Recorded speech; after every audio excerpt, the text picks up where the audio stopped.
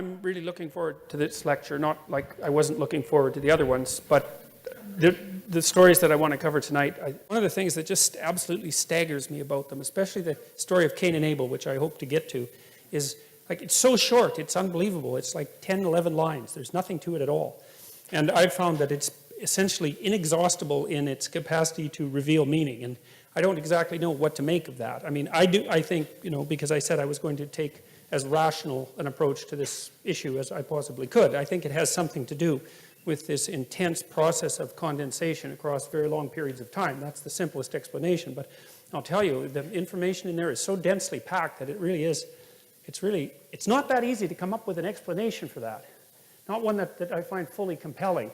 I mean, I do think that the really old stories, and we've been covering the really archaic stories in the Bible so far, I think that one of the things that you can be virtually certain about is that everything about them that was memorable was remembered, right? And so in some sense, and this is kind of like the idea of Richard Dawkins' ideas of memes, which is often why I thought that Richard Dawkins, if he was a little bit more mystically inclined, he would have become Carl Jung, because their theories are unbelievably similar. The similar of meme and the similar of the idea of archetype of the collective unconscious are very, very similar ideas, except the Jungian idea is far more profound in my estimation. Well, it just is. He thought it through so much better, you know, because Dawkins tended to think of meme as sort of like a mind worm, you know, something that would infest a mind and maybe multiple minds, but he never really I don't think he really ever took the idea with the seriousness it deserved. And I did hear him actually make a joke with Sam Harris the last time they talked about the fact that there was some possibility that the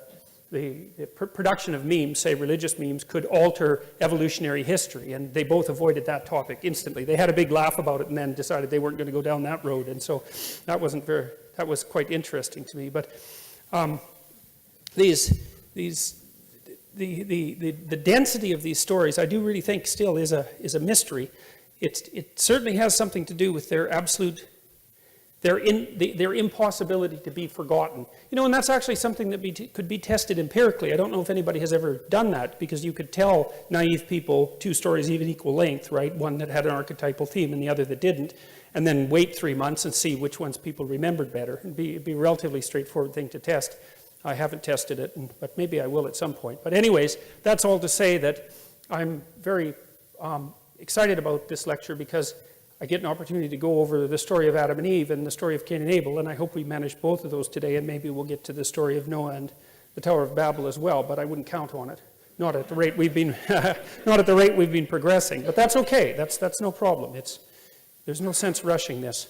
All right, so we're going to go, before we do that, I want to finish my discussion of the idea of the psychological significance of the idea of God, and I've been thinking about this a lot more, you know, because, of course, this lecture series gives me the opportunity and the necessity to continue to think. And, you know, it certainly is the case. So the hypothesis that I've been developing with the Trinitarian idea is something like that the Trinitarian idea is the earliest emergence in image of the idea that there has to be an underlying cognitive structure that gives rise to consciousness, as well as consciousness itself. And so what I was suggesting was that the idea of God the Father is something akin to the idea of the a priori structure that gives rise to consciousness. That's an inbuilt part of us, so that's our structure.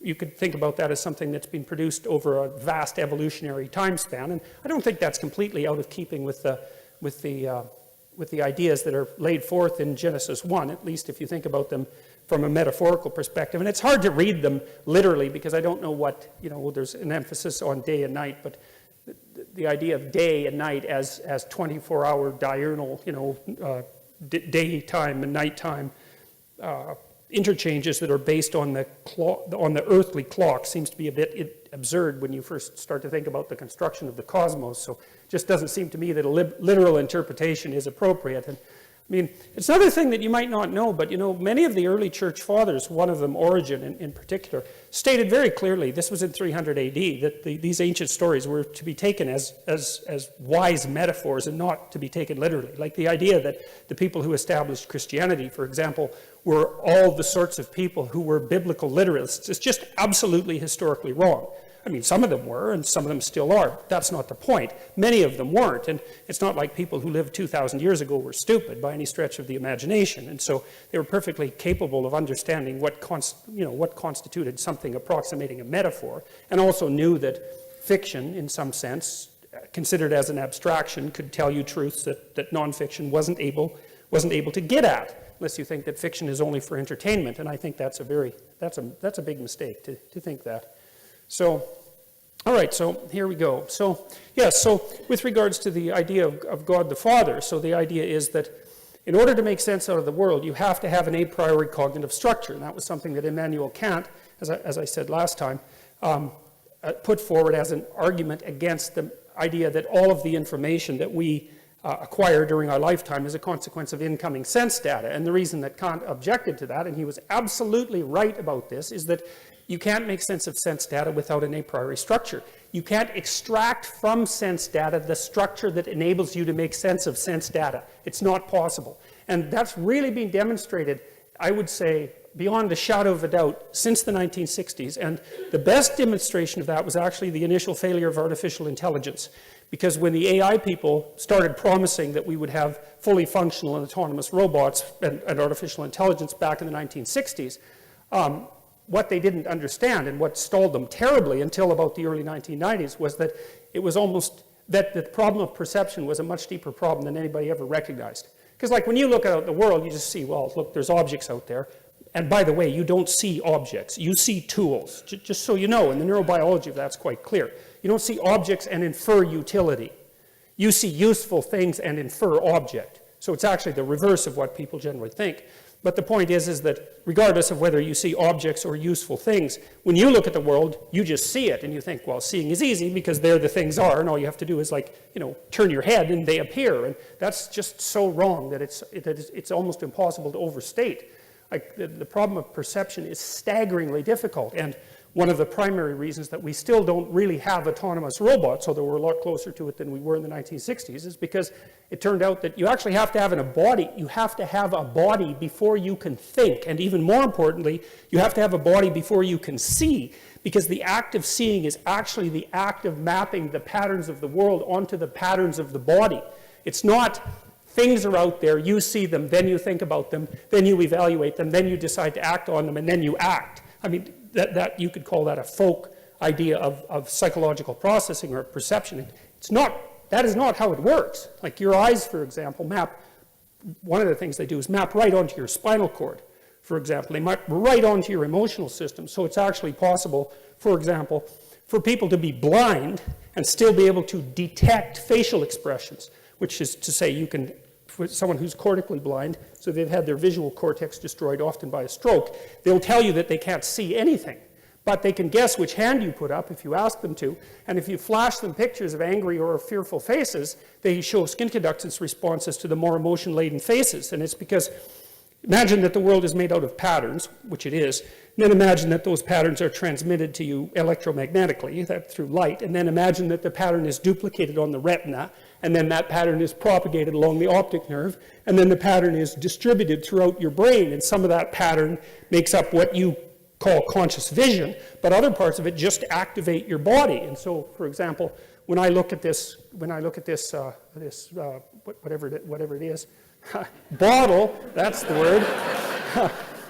You know, when I look at it, especially with intent in mind, as soon as I look at it, the pattern of the bottle activates the gripping mechanism of my hand, and part of the action of the act of perception is to adjust my bodily posture, including my hand grip, to be of the optimal size to pick that up. And it's not that I see the bottle and then think about how to move my hand. That's too slow. It's that I use my motor cortex to perceive the bottle, and that's actually somewhat independent of actually seeing the bottle as a conscious experience. So, anyways, the reason that I'm telling you that all of that, and there's much more about that can be told. Rodney Brooks, he's someone to know about. He's a robotics engineer who worked in the 1990s, and he invented the Roomba, among many other things. So he's a real genius, that guy. And Brooks was one of the first people to really point out that to be able to have a machine that perceived well enough to work in the world, that you had to give it a body, and that the perception would actually be built from the body up rather than from the abstract cognitive perceptions down. And so, well, and that turned out to be the case. And Brooks built all sorts of weird little machines in the 1990s that didn't even really have any central brain, but they could do things like run away from light. And so they could perceive light, but their perception was the act of running away from light. And so perception is very, very, very tightly tied to action in ways that people don't normally perceive. Anyways, that's all to say that you cannot perceive the world without being embodied. And, you know, you're embodied in a manner that's taken you roughly 3.5 billion years to pull off, right? There's been a lot of death as a prerequisite to the embodied form that you take. And so it's taken all that trial and error to produce something like you that can interact with the complexity of the world well enough to last the relatively paltry 80 or so years that you can last. And so I think about that as, and this may be wrong, but I think it's a useful, at least it's a useful hypothesis. I think the idea of God the Father is something like the birth of the idea that there has to be an internal structure that out of which consciousness itself arises that gives form to things. And well, and if that's the case, and perhaps it's not, but if it's the case, it's certainly it's a reflection of the kind of factual truth that I've been describing now. And then, like I also mentioned, that I kind of see the idea of both the Holy Spirit and also of Christ, and most specifically of Christ in the form of the Word, as the active consciousness that structure produces and uses, not only to formulate the world, because we formulate the world, at least the world that we experience we formulate, but also to change and modify that world, because there's absolutely no doubt that we do that, partly with our bodies, which are optimally evolved to do that, which is why we have hands, unlike dolphins that have, you know, very large brains like us, but can't really change the world. We're really adapted and evolved to change the world, and our speech is really an extension of our ability to use our hands. So the speech systems that we use are, you know, very well-developed motor, very well-developed motor skill, and generally speaking, your dominant linguistic hemisphere is the same as your dominant hand, and people talk with their hands, like me, as you may have noticed, and we use sign language, and there's a tight relationship between the use of the hand and the use of language, and that's partly because language is a productive force, and the hand is part of what changes the world. And so all those things are tied together in a very, very complex way with this a priori structure and also with the embodied structure. And I also think that's part of the reason why classical Christianity puts such an emphasis not only on the divinity of the spirit, but also on the divinity of the body, which is a harder thing to grapple with. You know, it's easier for people to think, if you think in religious terms at all, that you have some sort of transcendent spirit that's somehow detached from the body that might have some life after death, something like that. But the Christianity in particular really insists on the divinity of the body.